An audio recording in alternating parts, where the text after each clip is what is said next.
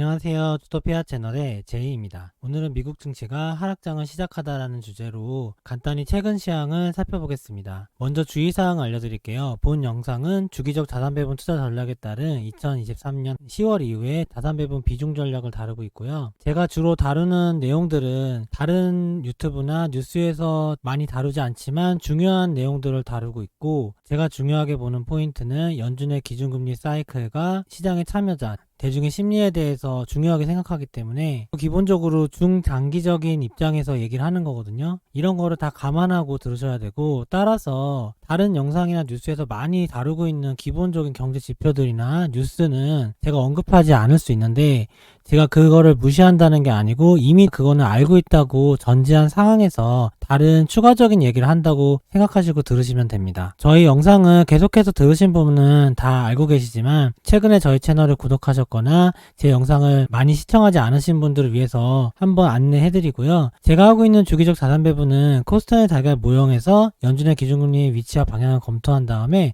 앞으로 다가올 기준금리 국면에 유리한 자산들을 미리 비중을 늘리고요. 앞으로 다가올 기준금리 국면에 불리하지만 지금 유리한 것들은 비중을 줄이면서 일정 주기마다 리밸런싱하는 패시브 투자 방식입니다. 먼저 10월 7일에 미국 증시 반응을 간단히 살펴볼게요. 예상을 웃돈 고용지표에 따라서 뉴욕 증시가 하락해서 출발했다가 나중엔 강세로 마감하고 여러가지 뉴스들이 나왔었죠. 최근에 투자하시면서 뉴스나 유튜브를 많이 보시는 분들은 10월 7일에 미국의 경제지표 발표하는 거 보면서 많은 영상도 보고 생각도 하셨을 거예요. 주가지수도 하락 출발해서 1% 하락했다가 1.6% 상승하는 등 큰 변동폭이 있었죠. 어제 뉴스와 경제방송을 보고 실제 하고 있는 투자에 어떤 도움이 되셨는지 한번 생각해 보시면 생각보다 큰 도움이 안 되는 소음 수준의 내용이라는 거를 잘 아실 수가 있을 거예요. 장기적인 관점에서 봤을 때 지금 자산시장이 어떤 방향으로 흘러가고 있고 거꾸로 가지 않고 큰 흐름을 놓치지 않고 따라가는 게 중요한 거지, 하루하루에 일회일비하는 게 중요한 게 아니잖아요. 어제 같은 경우는 대표적으로 그런 느낌을 좀 받았거든요. 변동성이 확대되고 있었고 기존의 하락 추세가 계속 이어져서 하락하고 있었기 때문에 실제로 앞으로 미국 증시를 전망할 때 일자리가 중요한 게 아니고요. 이거는 내러티브가 이미 지났어요. 앞으로 내러티브는 유가랑 물가가 어떻게 되냐가 훨씬 더 중요하거든요. 근데 어제 뉴스를 보니까 유가나 물가에 대한 뉴스는 거의 없더라고요.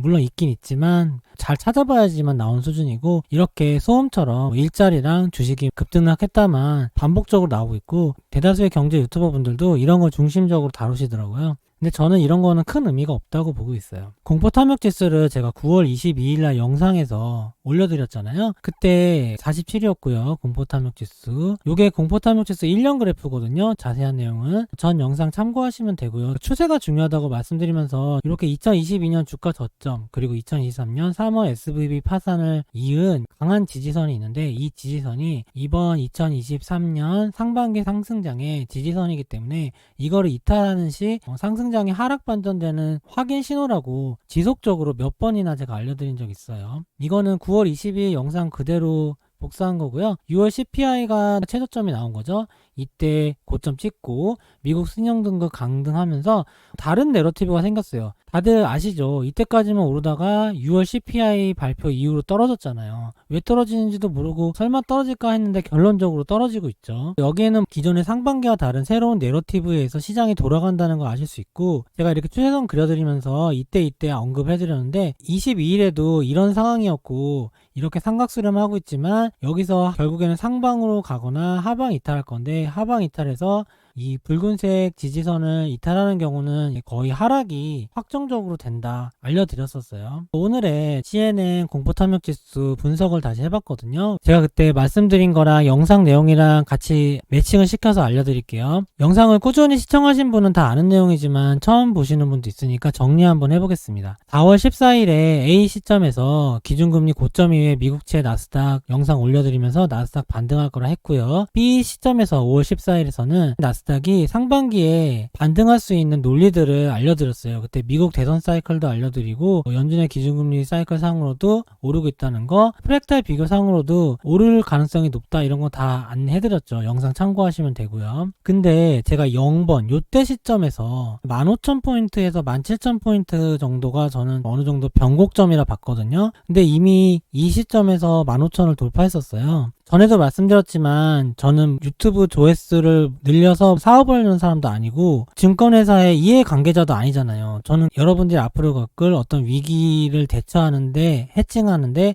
도움이 될 수 있게 좀 더 빠르게 내러티브를 전달해주는 거를 하는 게 좋겠다. 그런 입장에서 생각해보니까 이 시점에서는 상승을 계속 말씀드리기엔 너무 위험했어요. 그래서 이때 제가 6월 15일 날 나스닥 시장이 버블일까라는 영상 올리면서 버블 가능성 알려드리고 장기 차트상으로 하이먼 민스키 모델 버블 마지막 단계 앞두고 있다고 설명드렸죠. 여기서부터 하이먼 민스키 계속 설명드리면서 마지막 버블 상승 이후 스태그플레이션에 대해라는 7월 23일 영상에서 이때 공포 탐욕 지수가 꼭대기 찍었었거든요. 1년 고점이었어요. CNN 공포 탐욕 지수 보여드리면서 그리고 풋콜 레이시오가 모든 사람이 다 콜에 베팅하고 있었거든요. 다 상승할 거라 봤단 말이에요. 이때만 해도 정말 월봉이 연속으로 상승했었고 나스닥이 AI 버블 때문에 대상승장이 온다는 전망도 많았거든요. 이때 마지막 상승 이후에 경기 침체와 스태그플레이션 올 거라고 전망해드리면서 근데 아니나 다를까 이때 이후로 고점을 찍고 나스닥 지수가 하락하게 됐고요.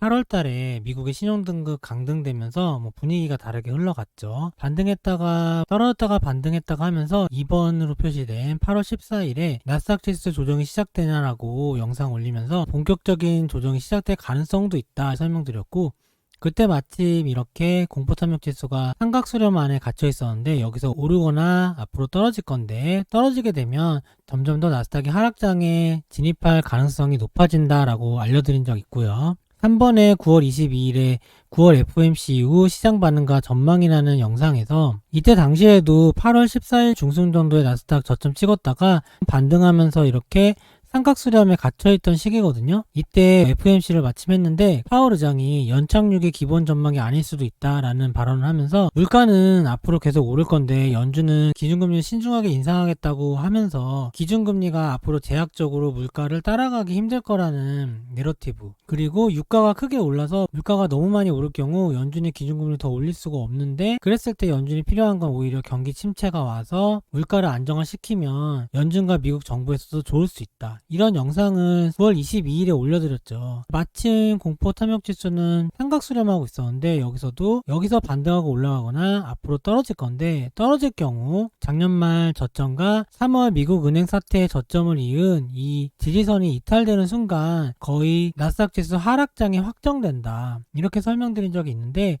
그게 9월 25일에 결국에 이탈을 하게 됐어요. 그래서 잠깐 며칠 전에 공포 탐욕 지수가 18로 최저도 찍었다가 지금은 약간 반등한 상황이고요. 현재 상황에서는 상반기 추세선이 이탈이 확정됐고 그 안에서 기술적인 반등일 뿐이고 앞으로는 이 하락해온 상방의 저항선을 돌파하지 못한다면 나스닥 지수의 하락이 추세적으로 이어질 수 있습니다. 지금은 그래서 하락장이 거의 확정됐고 상반기 반등장 종료가 확정됐다고 보시면 돼요. 오른쪽에 있는 그래프는 공포탐욕 지수 기준으로 나스닥 지수의 내러티브를 비교해드리는 건데요. 상반기 상승장 때는요. 내러티브가 뭐였냐면 CPI가 하락하고 있었고요. 연준은 기준금리를 계속해서 올리다가 고점 부근에 있었기 때문에 일시적으로 제약적인 기준금리가 됐어요. CPI가 하락하는 바람에. 그리고 연준은 5%까지 왔으니까요. 기준금리가. 이 상태에서 실질금리가 플러스가 되면서 이제 물가 잡힐 거다. 그리고 미국 경제가 생각보다 나쁘지 않고 고용도 좋으니까 조금 더 상승장이 이어질 수 있다. 이 논리였거든요. 근데 이게 마지막에 피날레라고 상승한 내러티브가 완전 마지막에는 완성을 하거든요. 그 완성이 이때 보시면은 중요한 게 CPI가 하락한다는 거잖아요. 근데 CPI가 결국에는 최하점을 6월에 찍었죠. 그러니까 이때 내러티브가 종료가 된 거예요. 보통 이렇게 기간의 상승장을 이끌었던 내러티브가 종료가 되면 이제 추세 반전이 일어나요. 잠깐 떨어졌다가 다시 올 수도 있고 그 다음부터 크게 떨어질 수 있는데 그거는 나중에 얘기하더라도 어쨌든 반전이 된다. 이걸 알고 계시면 되고 반전이 돼서 실제로 떨어졌죠. 요번에 떨어질 때 내러티브를 잘 보면 아직까지 이거는 점점 더 드러나고 있는 거지 확실하게 알진 않아요. 초반일수록 다음 하락의 내러티브가 뭔지 잘 구별이 안 될 거고요. 점점 더 시간이 지날수록 아 맞아 이렇게 하락했었지 하면서 내러티브가 분명해지는 거예요. 지금은 조금 분명해졌는데 CPI가 앞으로 계속 상승할 거고 유가 때문에 그런 거죠. 유가가 CPI를 올리고 그 다음에 역기조가 때문에 CPI가 오르는데 금리 인상은 더 못하네. 연준은 거의 끝까지 올렸고 지금 30년 만기 모기지 금리가 전 영상에서 7.1%라 위험하다 했는데 지금 7.9%까지 갔거든요. 이제 8%예요. 그래서 거의 30년 정도 기간 동안 최고치거든요. 나중에 이거 영상 올려드릴게요. 그래서 이제는 부동산이 부러지던 금융시장이 부러지던 지금 미국의 은행위기가 터진 게 미국채 수익률이 너무 올라서 미국 장기국채가 크게 하락하면서 SVB가 파산한 거잖아요. 똑같은 이유가 지금 옛날보다 누적이 돼서 엄청 쌓이고 있거든요. 지금 영국에 메트로뱅크라는 은행이 위험하다는 말이 나오고 있어요. 그리고 뭐 시티뱅크나 뱅크 오브 아메리카도 주가가 많이 떨어졌는데 위기설이 있더라고요. 지금 어떻게 보면 큰 은행이 또 위기가 올 수 있는 상황이에요. 그건 아직까지 나타난 건 아닌데 지금 기다리고 있어요. 뉴스를. 뭔가 터질 수도 있구나 하면서. 이런 상황이기 때문에 연준이 이제 기준금리 막 못 올려요. 옛날처럼 물가 오르니까 연준이 빅스텝, 자이언트스텝 막 하겠습니다. 이거 안 돼요. 그럼 이제 금리 인상은 끝난 거예요. 요게 이제 새로운 내러티브예요. 이 하락하는. 이거가 피날레가 그럼 뭐가 될까요? 과거 기준을 생각했을 때 물가가 완전히 고점을 찍고 하락했을 때가 피날레겠죠.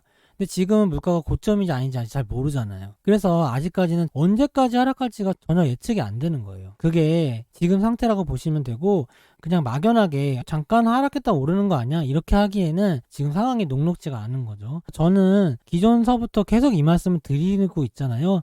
이렇게 오를 때는 오른다고 하고 주의해야 될 때는 주의해야 된다고 했고 떨어지는 것 같다고 할 땐 떨어진다고 했죠. 지금은 완전히 하락장이라고 확정을 지었죠. 이렇게 그때그때 적합한 분석을 해드리고 있는 거라고 생각하시면 돼요. 나스닥백과 하이먼 민스키 모델 10월 8일 기준으로 비교해 볼게요. 하이먼 민스키 모델은 오늘은 설명 안 할게요. 1차 상승, 1차 하락, 2차 상승, 2차 하락, 현시 부정 반등, 그 다음에 공포 투매. 1차 상승, 1차 하락, 2차 상승, 2차 하락, 현시 부정 반등, 그리고 공포 투매. 제가 여기선 더블탑이라고 고점을 2개 찍으면서 강력하게 추세가 변환된다고 말씀드렸죠. 이거 처음부터 나스닥 버블 얘기하면서 말씀드린 거잖아요. 영상 참고하시고요. 그리고 현실부전 반등의 가파른 이 추세선이 이탈되면 위험하다고 했죠. 9월달에 25일에 이탈했고 10월달인데 이탈한 상태에서 조금 반등한 상황이죠. 지금은 그냥 제가 말씀드린 대로 흘러가고 있고요. 앞으로는 이게 변수인데요. 이번에 하락할 때 장기 이평선에서 지지하고 다시 반등하는 모양이 나올지 아니면 바로 이탈할지 그거는 아직까지 잘 몰라요. 만약에 장기 이평선에서 지지하고 반등한다면 이렇게 삼각수렴하는 모양이 나오잖아요. 삼각수렴하는 모양이 나온 다음에 다시 한번 상방 저항선을 돌파하느냐의 여부에 따라서 상승을 이어갈지 떨어질지 정해질 것 같고요. 그리고 엘리엇 파동 들어보셨죠? 만약에 2022년에 하락이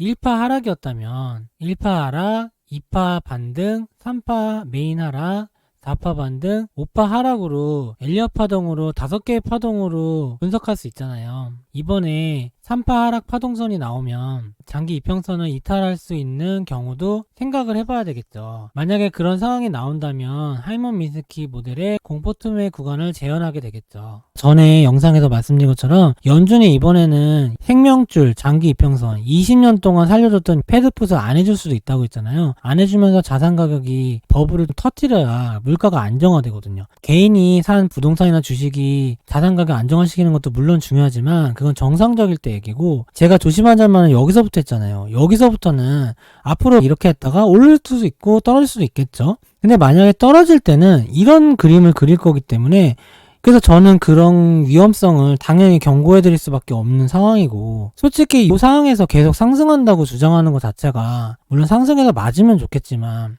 만약에 떨어지면 어떡할 건데요. 떨어지면 시청하신 모든 개미들이 다 물리게 하는 건데 정말 뒷감당이 안 될 것 같거든요. 예전에 과거에 금융위기 때도 IMF 때도 마지막 이런 구간에서 상승한다고 말하는 사람들이 많더라고요. 근데 결국에는 그런 분들은 다 사라지게 되더라고요. 어쨌든 저는 그런 의미에서 무리한 전망은 절대로 하지 않고 제가 말씀드리는 이런 하락 전망도 그런 측면에서 보면 돼요. 저는 뭐 하락론자도 아니고 상승론자도 아니에요. 그냥 패시브하게 자산 배분하는 사람이고요. 그냥 제가 하고 있는 투자 사이클에서 경기 침체가 올 타이밍이기 때문에 그게 맞아 떨어져서 얘기할 뿐이에요. 왼쪽에 있는 그림 보시면 더블탑 만들었죠? 2022년 하락장은 킹달러와 유가와 물가가 오르는 구간이라서 달러와 원자재 빼고 다 하락했잖아요. 이거 저번 영상에서 보여드렸죠. 근데 현실부전 반등의 상승장에서는 CPI가 하락하고 제약적 기준금리가 됐다는 게 내러티브잖아요. 앞으로는 다시 킹달러가 되고 경기 위기가 오면 달러가 상승하거든요. 유가는 지금 오르고 있죠. 그래서 물가가 계속 상승하고 이런 게 어떻게 되냐가 이번 하락장이 언제 끝나냐를 맞추는 내러티브란 말이에요. 처음에 말씀드린 것처럼 지금은 실업률 지표가 어떻게 돼서 나스닥이 1%였다 2%였다 아무 중요한 게 아니에요. 그래서 제가 지금 다시 한번 요거 강조해서 알려드리고요. 오른쪽 그래프 보세요. 이거는 나스닥 100 주봉 그래프거든요. 지금 색깔이 비슷해서 구별이 잘 안 되는데 요 선이 9주 이평선이고요. 여기가 20일 이평선이에요. 20일 이평선 골든 클로스 하고 나서 상승장 크게 이어질 때 한 번도 데드크로스 없이 계속 이어가죠. 그러다 9주 이평선에 20일 이평선 이탈하는 요 데드크로스부터는 하락하죠. 다시 반등할 때도 골든클로스로 9주 이평선이 올라온 다음에 쭉 올라가죠. 그러니까 상승장에서는 이렇게 데드크로스가 됐다가 상승하는 일이 거의 없어요. 그걸 잘 보시고서 코로나 때도 마찬가지예요. 이렇게 하락하고 올라갔다가 하락하고 이러다가 코로나로 쭉 떨어졌잖아요. 이때도 요 상승기간 보세요. 9주 이평선이랑 20주 이평선이랑 계속해서 정배열 유지하고 있잖아요. 데드크로스 역배열이 없잖아요. 근데 데드크로스 역배열이 일어날 때 보시면 코로나에서 크게 반등하는 거 보이시죠? 이게 주식하다 보면 차트 공부하시잖아요. 데드크로스 되면은 그날에 캔들은 상승하는 경우가 많아요. 근데 추세선 안에서 상승하죠. 아무 의미 없는 상승이에요. 어떻게 보면은 익절하거나 탈출할 수 있는 기회인 거죠. 그런 의미에서 이번 주 보시면 돼요. 이번 주 데드크로스 확정이거든요.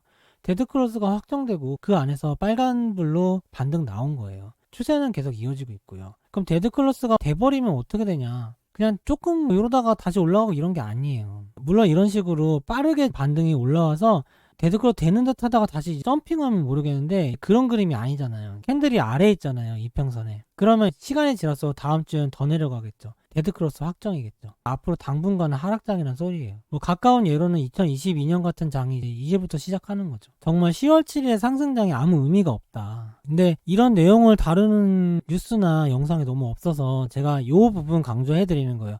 말씀드렸죠. 처음에 제가 지금 말하지 않은 모든 내용들도 기반해서 전망해드리는 거거든요. 그냥 얘기 안 하는 거예요. 제가 모든 걸 다 얘기할 수 없고 다른 영상에서 얘기하지 않거나 듣지 못하신 부분 집중적으로 말한다고 감안하고 들어주세요. 유가랑 물가 상승이 언제 멈출까가 중요하다 그랬잖아요. 여기 오른쪽에 있는 게 크루드 오일 유가 그래프거든요. 보시면 코로나 때부터 상승 추세가 아직까지 살아있어요. 이렇게 횡보하다가 2022년에 물가 피크였죠. 물가랑 유가 피크에서 하락했던 게 이 추세선 뚫고 올라오면서 언제까지 올라가지 이러고 있는 상황인데 여기서 급하게 한번 꺾여 내려왔잖아요. 내려왔는데 이제 잠깐 쉬어가는 건 맞는데 여기 오를 때 보세요. 오를 때도 쭉 그냥 오르는 게 아니라 올라갔다 쉬었다가 올라갔다 쉬었다가 이렇게 가는 거잖아요. 이것도 만약에 쉬었다가 다시 올라가면 유가 상승이 아직 안 끝난 거예요. 지금은 아직 잘 모르겠죠. 근데 여기서 상승이 끝났다는 거 우리가 언제 할 수 있냐면 이 빨간 선을 이탈하면 상승이 어느 정도 끝날 수도 있다 생각할 수는 있어요. 아직은 그 단계는 아니에요. 유가 상승 추세가 살아있어요. 최근에 진짜 중요한 뉴스에 뭐가 있었냐면요. 1일 전에 사우디가 석유 증산 용의가 있다고 미정부에 통보했어요. 진짜 중요한 내용이거든요. 이 사우디가 러시아랑 감산해서 유가 다시 올린 거잖아요. 지금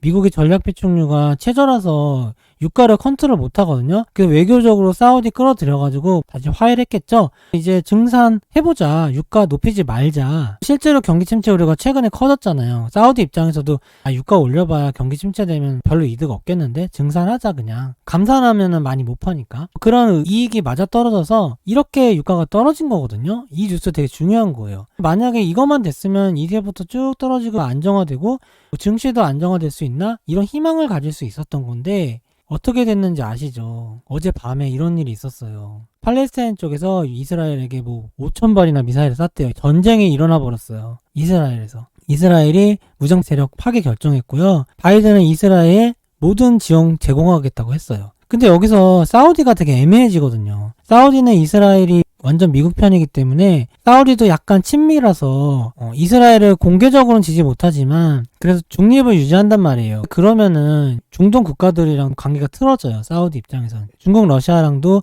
현재 친하게 지내면서 뭘 하려고 그랬는데 그것도 껄끄러워지겠죠. 그래서 사우디 입장에서는 이런 상황이 되다 보니까 유가가 전쟁 때문에 폭증하면 사우디가 증산해서 유가를 잡고 이런 흐름이 의미가 없어질 수 있는 거죠. 과거에도 1970년대, 80년대 스태그플레이션 시기에 오일 쇼크가 2번이나 있었잖아요. 그때 중동에서 계속 전쟁이 있었잖아요. 지금은 전쟁이 거기서는 없었고 러우 전쟁이 있었는데 갑자기 이렇게 중요한 시기에 유가나 물가를 잡아야 될 시기에 전쟁이 나버렸어요. 유가가 만약에 안 잡힌다면 이번 하락장의 피날레는 유가와 물가의 안정인데 요원해지고 있는 모습이죠.